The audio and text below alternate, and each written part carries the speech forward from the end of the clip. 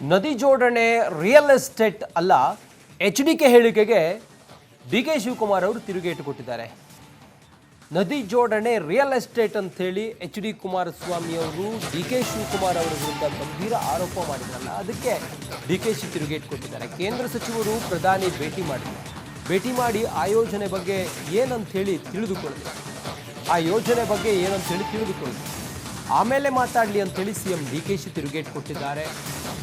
HD Kumaraswamy ಅವರು ನದಿ ಜೋಡಣೆಯ ಬಗ್ಗೆ ಮಾತನಾಡ್ತಾ DK ಶಿವಕುಮಾರ್ ಅವರನ್ನು ವಿರೋಧಿಸುವ ಬರದಲ್ಲಿ ಅಥವಾ ಖಂಡಿಸುವ ಬರದಲ್ಲಿ HD ಕುಮಾರಸ್ವಾಮಿ ಅವರು ಆಡಿದ ಮಾತಿಗೆ DK ಶಿವಕುಮಾರ್ ಪ್ರತಿಕ್ರಿಯೆ ಕೊಟ್ಟಿದ್ದಾರೆ, ತಿರುಗೇಟು ಕೊಟ್ಟಿದ್ದಾರೆ. ನದಿ ಜೋಡಣೆ ವಿಚಾರದಲ್ಲಿ ಕುಮಾರಸ್ವಾಮಿ ಅವರು ಒಂದು ಮಾತು ಹೇಳಿದ್ದಾರೆ ಸರ್, ಇದು ರಿಯಲ್ ಎಸ್ಟೇಟ್ ವ್ಯವಹಾರ ಅಲ್ಲ, ನೀರಿನ ಪ್ರಮಾಣ ಮೊದಲು ನಿಗದಿ ಮಾಡ್ಕೊಳ್ಳಿ. ನಾನೀಗ ನಾನು ಅದ್ರ ಬಗ್ಗೆ ಮಾತಾಡಕ್ಕೆ ಹೋಗೋದಿಲ್ಲ. ಯಾವ ಟೈಮಲ್ಲಿ ಯಾರಿಗೇನು ಉತ್ತರ ಕೊಡಬೇಕು ಕೊಡ್ತೀನಿ.